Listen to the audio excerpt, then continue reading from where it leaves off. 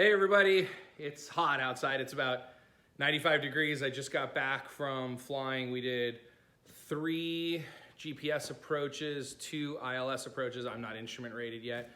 Just practice approaches with my instructor, building some cross-country time. And I have 5.5 hours left until I'm at 100 hours, which means I can fly November 182 Tango Juliet, which is the 182Q that I recently became a partner of, which is awesome because that's going to allow me to build hours and get my instrument rating while I'm building the RV10, which doesn't have a name yet. But since today, I guess, is my first post, the RV will be here in a couple of weeks. So getting the garage ready.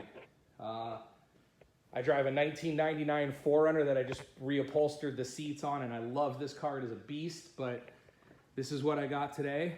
Some people recommended the Dewalt. There's been some really good reviews on this Fortress, this ultra quiet 26 gallon. Here are all the specs on it, or where are they? Well, I don't know. Oh, down there. I don't know. Hopefully this does the job.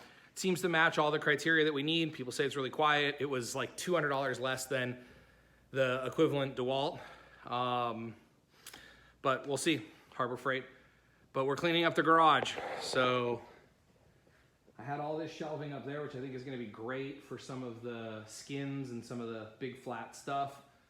I don't really know where else I'm going to put more shelving. It's already a pretty organized garage. There's just a lot of stuff that I need to throw out. So as we begin to document this process, I thought I would begin with this video. The first tool I bought while the rest of the stuff is coming, and the preparation of the garage. So step 1.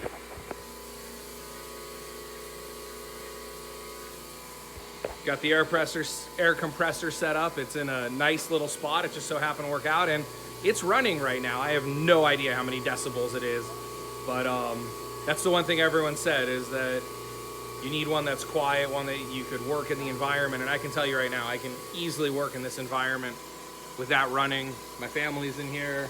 You might have just seen my son, but I'm gonna give the dog a bath and call it a day because it's hot out here. So there it is, running. You can hear it. Oh, if you get this compressor, make sure the instructions say to open the air valve at the bottom. Open the air valve at the bottom and run it for 30 minutes to break in the motor. Hey everybody, so I'm in my son's room and you can't hear the compressor running. Now, the compressor is literally right there. Let me get as close to this wall as possible. I can hear it, but you can't. Maybe a little bit, but it's running right now, but my son will be able to sleep through it, so that's great.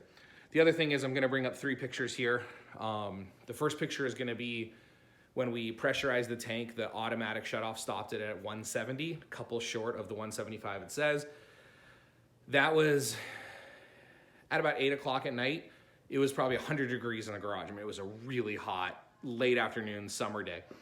The next morning when I checked it, I took this picture here and it's about 160. So it's a 10 PSI drop, but I'm convinced that that 10 PSI drop was because it went from about 100 degrees in my garage to about 70 degrees in the morning. Now, someone out there is probably smart enough to do that barometric pressure math of temperature change, but if someone out there knows how to do that, do it and let me know if about that 10 PSI at about 25 degree drop is about correct. I'm assuming it is.